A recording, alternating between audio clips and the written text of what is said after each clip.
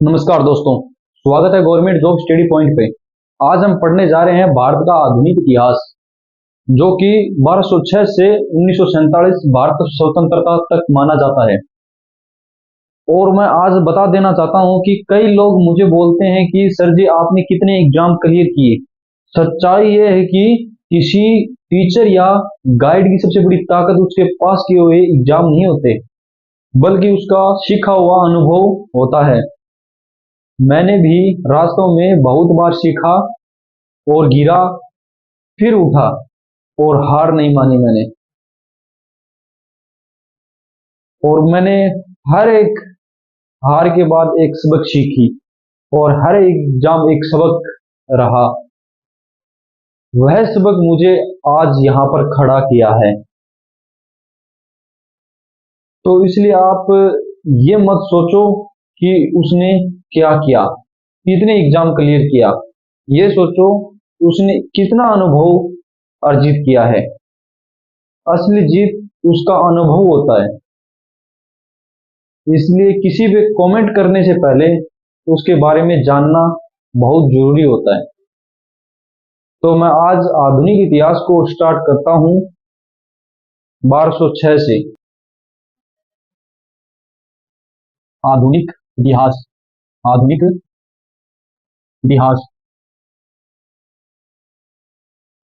दिल्ली सल्तनत। सल्तनत। दिल्ली सल्तनत। दिल्ली सल्तनत का पहला शासक, पहला वंश गुलाम वंश। गुलाम वंश।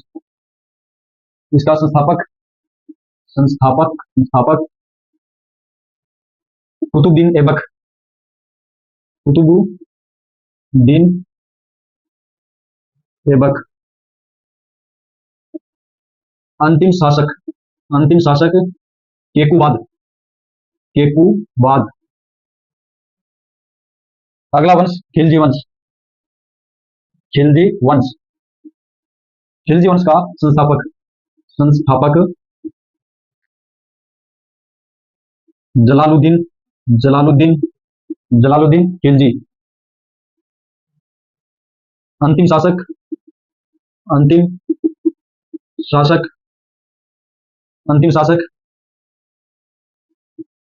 खुसरो खुसरो खां। अगला वंश तुगलक वंश। तुगलक वंश।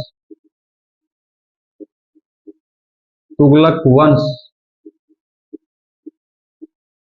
तुगलक वंश का संस्थापक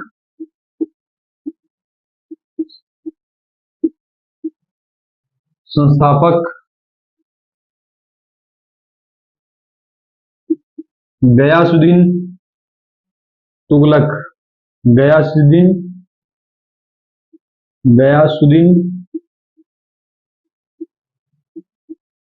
तुगलक।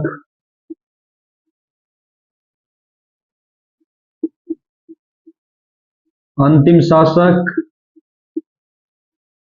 अंतिम शासक नसीरुद्दीन तुगलक। नसीरुद्दीन नसीरुद्दीन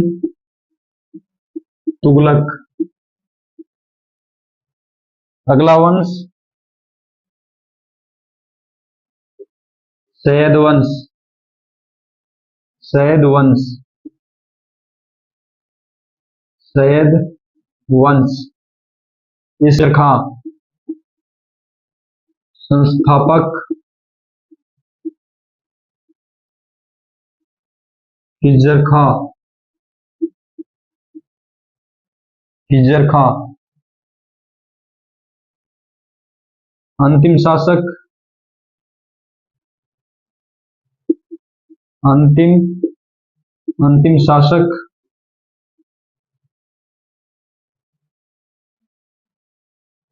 अलाउद्दीन अलाउद्दीन आलम शाह। अलाउद्दीन आलम शाह। अगला वंश लोधी वंश। लोधी वंश। लोधी वंश। बहलोल बहलोल लोधी बहलोल लोधी संस्थापक और अंतिम शासक इब्राहिम इब्राहिम लोधी इब्राहिम लोधी, जो कि बाबर ने इसकी युद्ध मैदान में ही हत्या कर दी। बताया जाता है कि राणा सांगा ने निमंत्रण दिया इसको मारने के लिए। अगला वंश मुगल वंश मुगल वंश संस्थापक बाबर, अंतिम शासक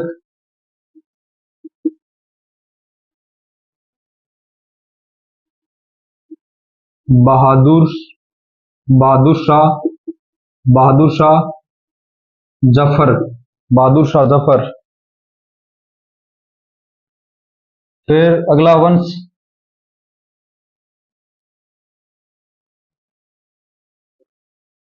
मराठा मराठा वंश संस्थापक शिवाजी छत्रपति शिवाजी महाराज,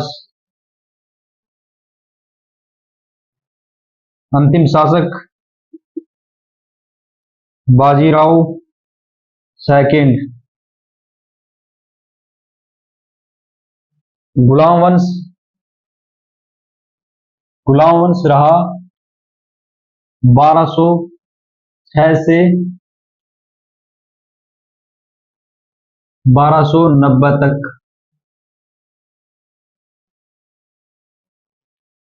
खिलजी वंश रहा 1290 से 1320 तक।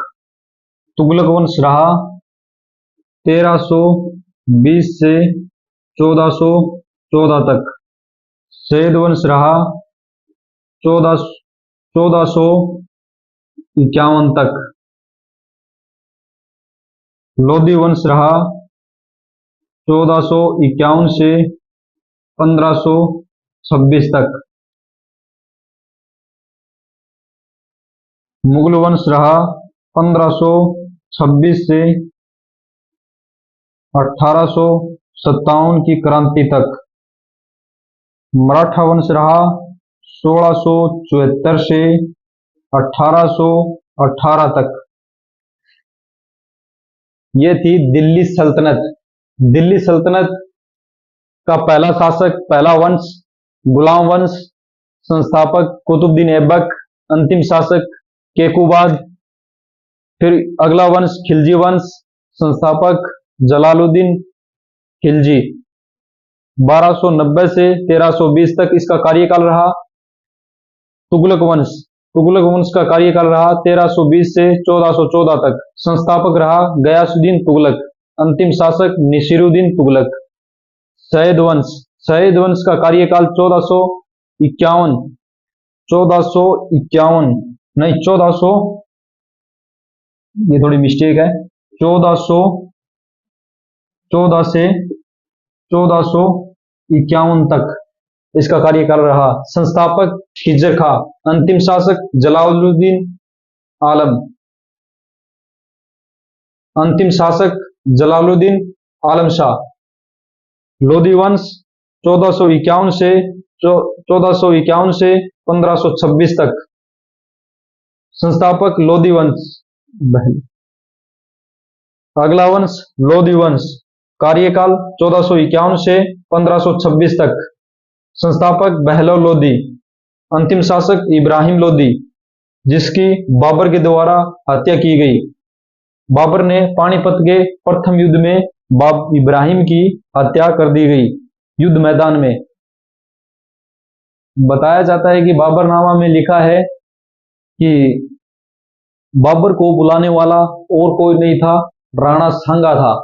राणा सांगा ने बाबर को निमंत्रण दिया।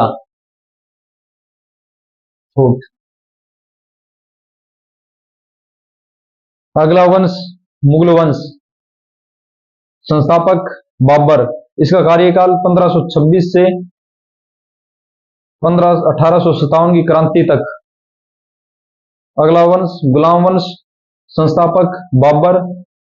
अंतिम वंश, अगला वंश गुलाम वंश, संस्थापक बाबर और अंतिम शासक बहादुर शाह जफर।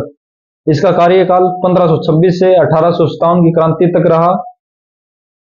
और अगला वंश मराठा वंश, इसका संस्थापक छत्रपति शिवाजी महाराज और अंतिम शासक बाजीराव सेकंड। इसका कार्यकाल 1674 से 1818 तक रहा। ये थे दिल्ली सल्तनत के वंश और उनके प्रथम शासक और अंतिम शासक।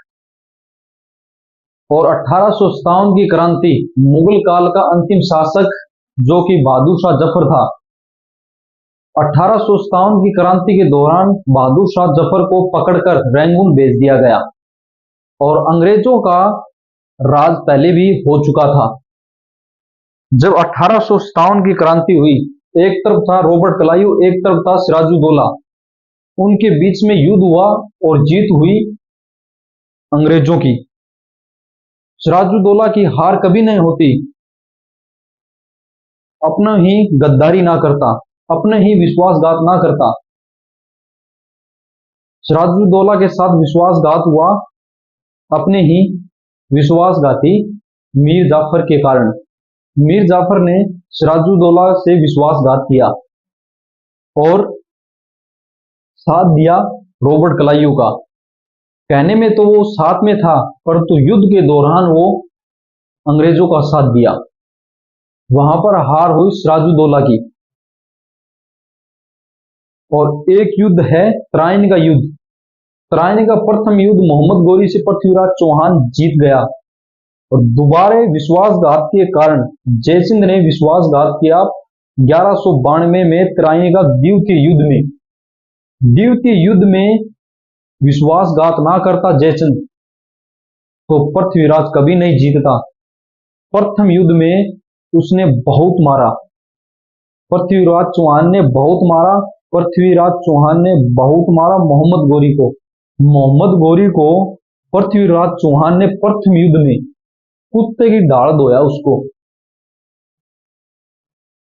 परंतु जयसिंह ने उसका हौसला बंधाया और लड़ने के लिए तैयार किया उसको। तब जाके वो लड़ा और विजय हुई। जयसिंह गद्दारी नहीं करता तो कभी जीत नहीं होती उसकी। सही कहा है किसी ने कि अपने ही गद्दारी करे ना तभी गैरों में हिम्मत होती है। अपने ही गद्दारी करे ना गैरों में हिम्मत होती है। गैरों में हिम्मत ना होती तो अपना ही गद्दारी ना करता। मैं कहता हूं कि दूसरों की हिम्मत नहीं पड़ती, आंख उठा के भी देख ले। मैं कहता हूं कि आंखें निकाल लें उसकी। हाँ,